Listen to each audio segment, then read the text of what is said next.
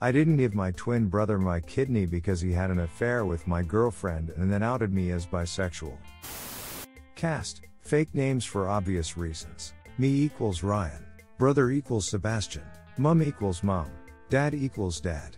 Sister equals Jane. Best friend equals Isaac. Cousin equals Kai. Backstabbing cow equals girlfriend. Husband equals Daniel.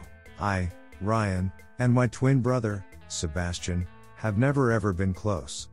In fact, he made my life hell growing up, and my parents didn't help by playing favorites, getting him better stuff on our birthday, only going to see films he liked at the cinema, and giving him extra money for housework despite us doing the same amount of work. He would always put me down, belittle me, bully me with his friends at school, break my stuff, break his, then blame it on me, and was just a pain in general. Growing up, the only people I knew to rely on was my older sister Jane, my cousin Kai, and best friend Isaac, who all knew what an awful person my brother was. Cut to when I was 17 and I had my first girlfriend, who I loved very much.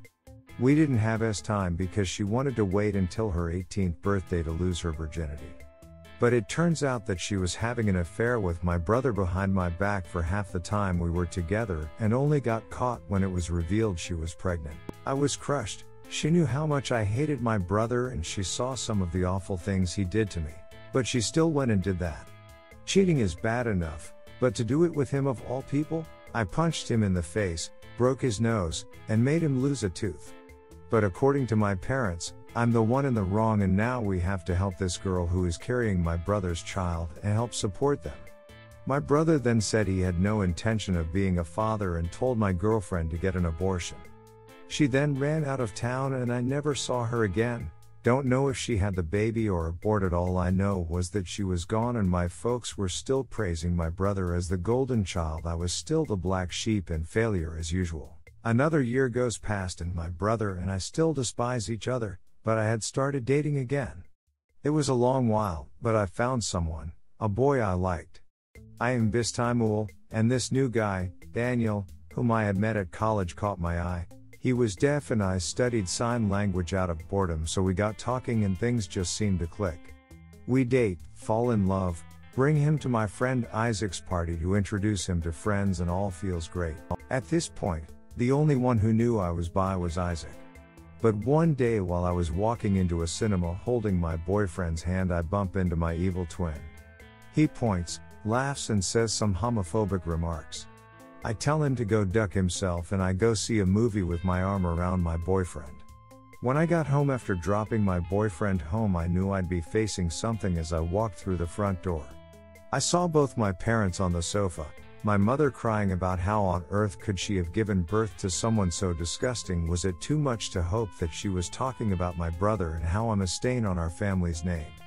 My father gets up to yell at me, spout homophobic remarks and slurs. At this point, I see my brother up the staircase with a eating grin on his face. He then comes down and says he's uncomfortable with sharing a room with a fa, and my folks kicked me out there and then. With what little clothes and money I had, I went to Isaac's house and his family took me in, where I stayed for 6 months, actually experiencing familial love and affection. I consider Isaac's mother and stepdad my own parents now. Eventually me, Daniel, and Isaac all get a 2-bedroom flat together. All is good for the time being. So cut to December last year, me and now husband Daniel are married. Isaac was my best man. Jane and Kai walked me down the aisle. I have a brilliant job in graphic design, have my own house by the sea, and life has never been better. However, I got a call from Jane that my brother was in the hospital.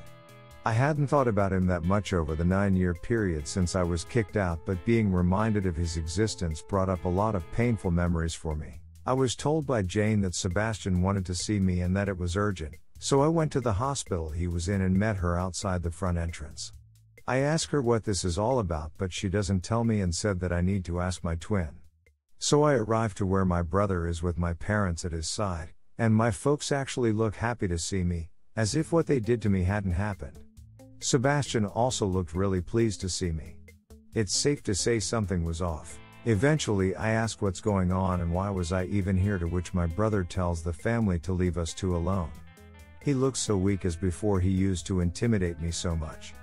He told me that he was dying from kidney failure and has been for the past few years, but now he didn't have long left. I knew immediately where this was going. He then said that he always regretted that we never got along, at which point I told him, no.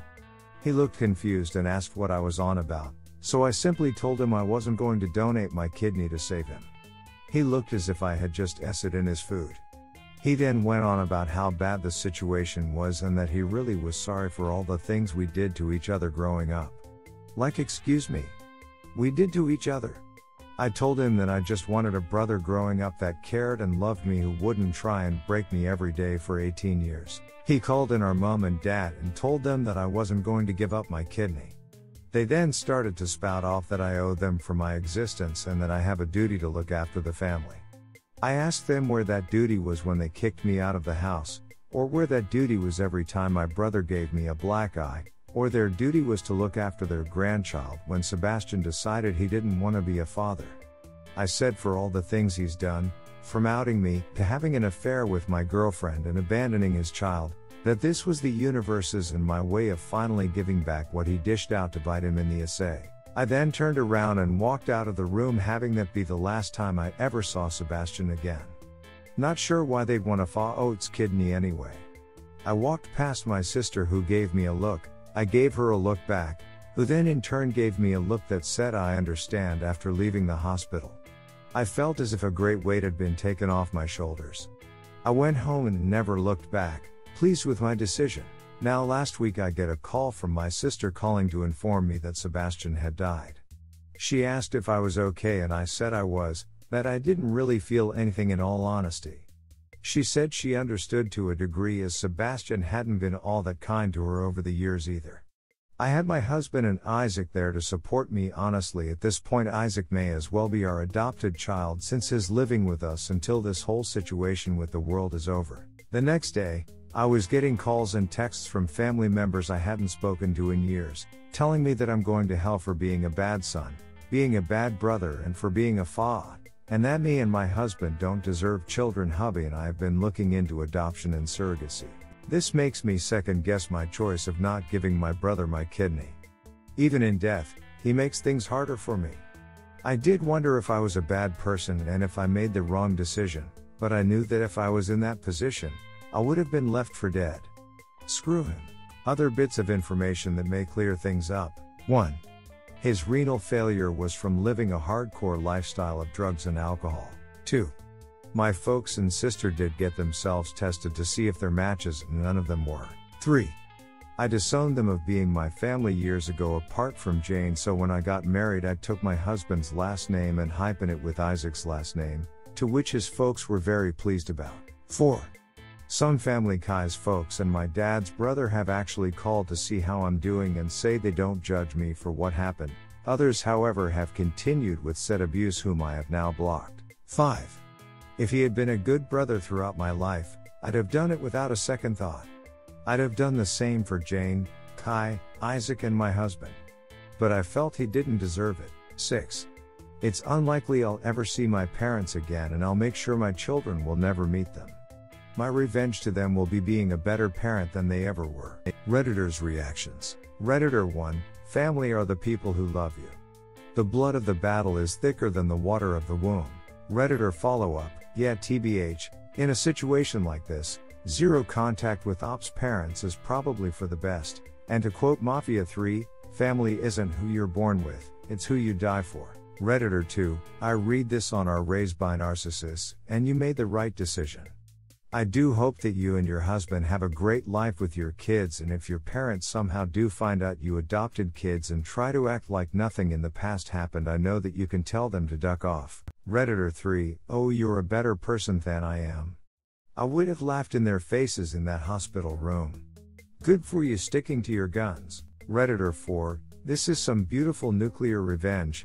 Good that you stood your ground when faced with that tough choice. Okay, maybe not very tough, but imagine if you had given him your kidney. I'd say he'd probably just go okay bye and then never talk to you again.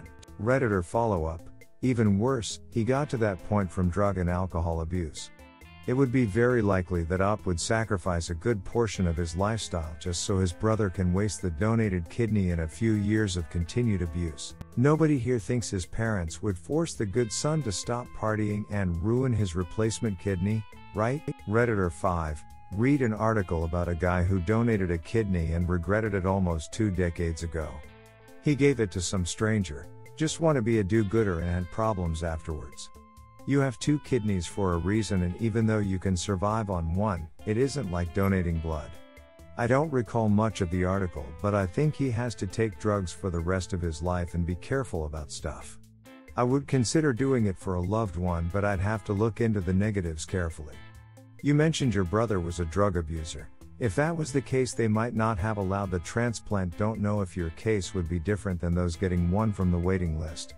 They don't like wasting a kidney on someone who will just abuse it again. I think you have to prove you're off the stuff before they consider it. Redditor follow-up.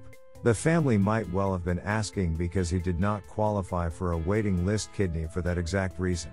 Redditor 6. People say to love your parents and family unconditionally. You don't. You really don't have to. Redditor follow-up. Well, I would say situationally. If it was abusive, then yes, you don't. But if it's because of loss or mental health issues, then I believe you should give a chance and help, because chances are they're not doing it knowingly.